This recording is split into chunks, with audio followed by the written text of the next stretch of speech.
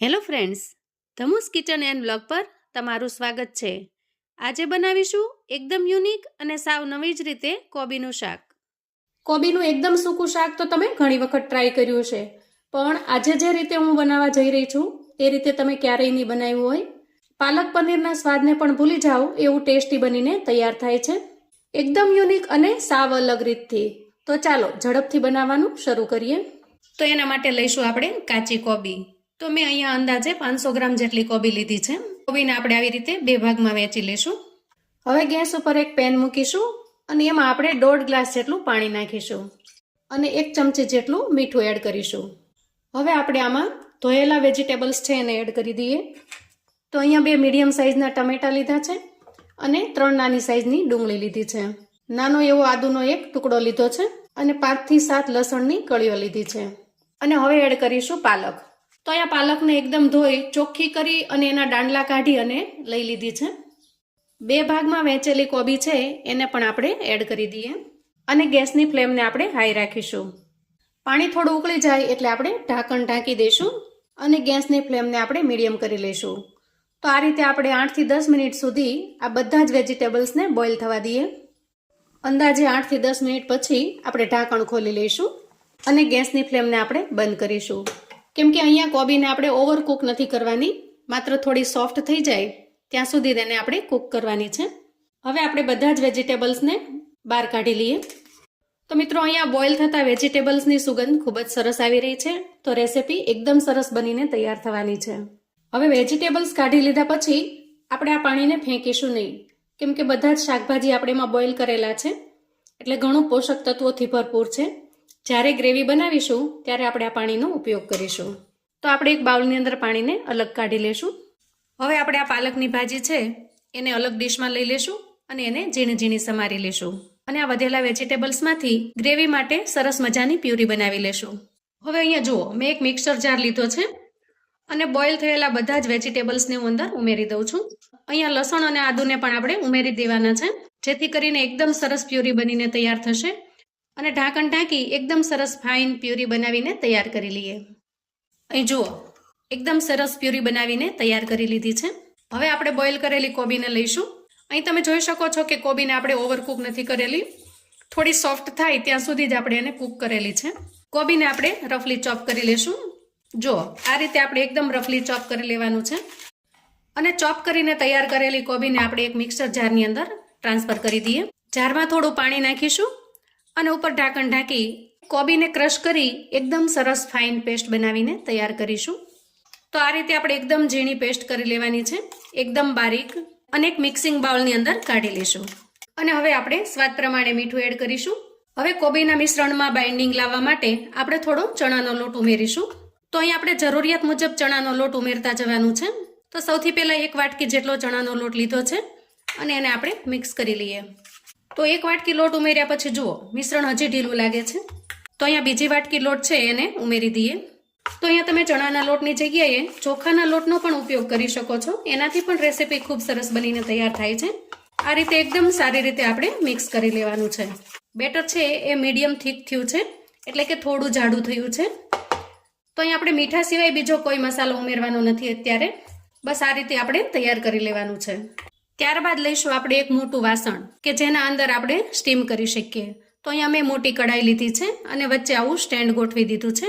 હવે આના અંદર આપણે 2 ગ્લાસ જેટલું પાણી નાખી દઈશું અને ત્યાર પછી આવી કોઈ થાળી કે ડીશ લઈશું કે જે એક્ઝેક્ટ બરાબર વચ્ચે સેટ થઈ શકે.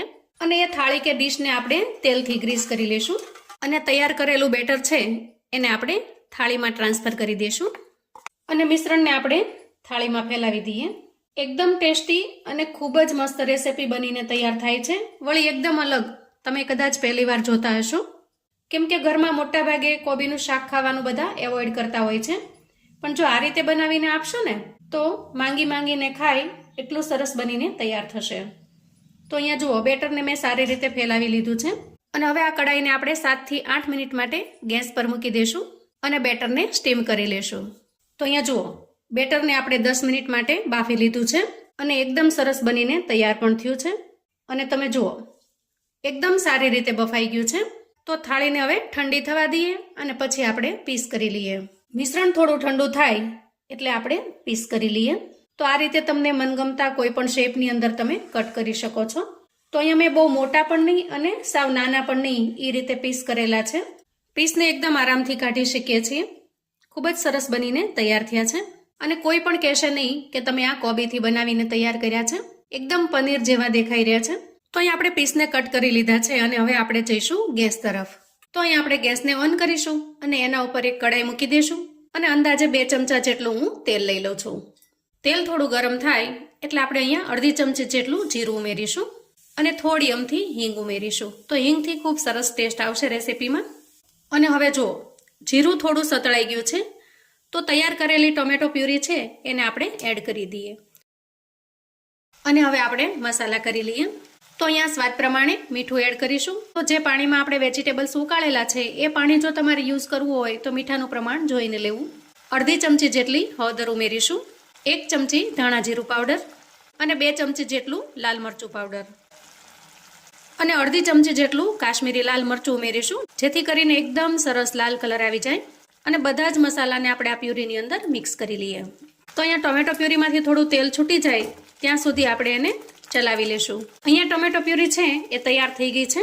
તો આપણે બોઇલ કરીને રાખેલી પાલકની ભાજી છે એને એડ કરીશું. પાલકની ભાજીને મેં સમારી લીધેલી છે કેમ કે આજે આપણે કોબીમાંથી પાલક પનીરનું શાક બનાવીશું. એકદમ ટેસ્ટી અને ખૂબ જ સરસ બનીને તૈયાર થાય છે.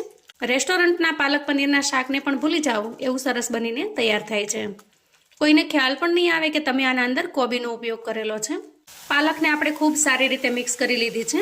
તો વેજીટેબલ્સ ઉકાળતા જે પાણી વધ્યું છે એમાંથી ગ્રેવી માટે થોડું પાણી લઈએ. તો અહીં આપણે ગ્રેવીની જેટલી જરૂરિયાત હોય એટલું જ પાણી લેવાનું છે. વધારાનું હોય તો આપણે એને સાઈડ પર મૂકી દઈશું. તો અહીંયા જુઓ એકદમ સરસ ગ્રેવી તૈયાર થઈ ગઈ છે. જોતાં જ મોઢામાં પાણી આવી જાય એવું સરસ બનીને તૈયાર થયું છે. ધીરે ધીરે ગ્રેવીની અંદર ઉફાળ આવી રહ્યો છે. તો આ સ્ટેજે હું અહીંયા થોડો ગરમ મસાલો એડ કરીશ કેમ કે ગરમ મસાલાથી એકદમ રેસ્ટોરન્ટ સ્ટાઇલ તમને ટેસ્ટ આવશે. તો અહીંયા તમે જુઓ ગ્રેવીનો લુક જોતાં જ એમ થશે કે એકદમ ટેસ્ટી અને ખૂબ જ યમી બનીને તૈયાર થવાનું છે. તો આ રીતે ઉફાળ આવી જાય ત્યારે આપણે તૈયાર કરેલું કોબીનું પનીર છે એને ગ્રેવીમાં એડ કરી દઈએ અને સારી રીતે મિક્સ કરી લઈએ. તો અહીંયા ગ્રેવીમાં તમે જોઈ શકો છો એકદમ જાણે પનીર એડ કર્યું હોય એવો જ સરસ લુક આવી રહ્યો છે. થોડો અમથો ઉફાળ લેવાનો છે બસ, અને પછી આપણે ગેસને બંધ કરી દઈશું. અને અહીંયા ઉમેરીશું થોડી કોથમીર કેમ કે કોથમીર એડ કરવાથી શાકનો લુક અને ટેસ્ટ બંને જ ચેન્જ થઈ જાય છે. ખૂબ જ સરસ લાગે છે. અને અહીંયા તમે જોઈ શકો છો આપણી એકદમ રીચ એવી સબ્જી બનીને તૈયાર થઈ ગઈ છે.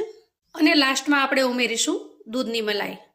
તો અહીંયા દૂધની મલાઈથી શાકની રીચનેસ એકદમ સરસ વધી જાય છે અને એકદમ આપણને રેસ્ટોરન્ટ સ્ટાઇલ લાગે છે.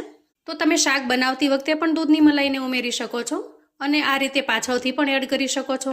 જો શાક બનાવતી વખતે ઉમેરશો તો દૂધની મલાઈ છે એ એના અંદર મિક્સ થઈ જશે અને લુકની અંદર આપણને દૂધની મલાઈ ક્યાંય નહીં દેખાય. પણ જો આ રીતે એડ કરશો તો તમને ટેસ્ટ અને કલર બંને એકદમ સરસ રીચ મળે છે. તો અહીં આપણી સબ્જી બનીને તૈયાર છે અને હવે આપણે સર્વ કરી લઈએ. આ ટેસ્ટી સબ્જીને તમે પૂરી, પરાઠા, રોટલી, ભાખરી કોઈ પણની સાથે સર્વ કરી શકો છો. અને હા, તમે પ્લેન ડીશમાં પણ ખાઈ શકો છો કેમ કે એકદમ પ્લેન ડીશની અંદર ખૂબ જ અમેઝિંગ લાગે છે અને ખૂબ જ લાજવાબ પણ. એકદમ ટેસ્ટી અને ખૂબ જ યમી એવું કોબીના પનીરનું શાક બનીને તૈયાર છે. જેને પણ પીરસશો ને એ રેસીપી તમને ચોક્કસ પૂછશે. કોઈને પણ પહેલી નજરે આ કોબીનું શાક નહીં લાગે. અને ખાસ કરીને તમારી પાસે જ્યારે પનીર ન હોય ત્યારે તમે આ રીતે બનાવીને તૈયાર કરી શકો છો. અચાનક કોઈ મહેમાન આવી જાય અને તમારે કશું સારું પીરસવું છે તો પણ તમે બનાવીને તૈયાર કરી શકો છો. અને જે લોકોને કોબીનો ટેસ્ટ નથી ભાવતો એ આ શાક ખાધા પછી ક્યારેય નહીં ના પાડે. તો અહીંયા તૈયાર છે આપણું કોબીમાંથી બનાવેલું પાલક પનીરનું શાક. થોડી મલાઈથી આપણે ગાર્નિશ કરી લઈએ. અને એક વખત જો તમે આ રીતે બનાવી લીધું તો કાયમ ઘરના પણ તમને આ રીતે કોબીમાંથી શાક બનાવવાની ફરમાઈશ કરશે. તો મિત્રો આવું અવનવું જાણવા માટે ચેનલ પર જો તમે નવા છો તો ચેનલને સબસ્ક્રાઈબ કરો. વિડીયો ગમે તો લાઈક અને શેર કરો. તમારા સગા સંબંધી મિત્રોને પણ આપણી આ કોબીમાંથી પનીર બનાવવાની રેસિપી ચોક્કસથી મોકલી આપજો, જેથી એ લોકો પણ બનાવી શકે, એન્જોય કરી શકે અને પરિવારને પીરસી શકે. આજની રેસિપી તમને કેવી લાગી છે એ મને કોમેન્ટમાં ચોક્કસથી જણાવજો. ફરી મળીએ એક નવી રેસિપી સાથે. ત્યાં સુધી આવજો મિત્રો.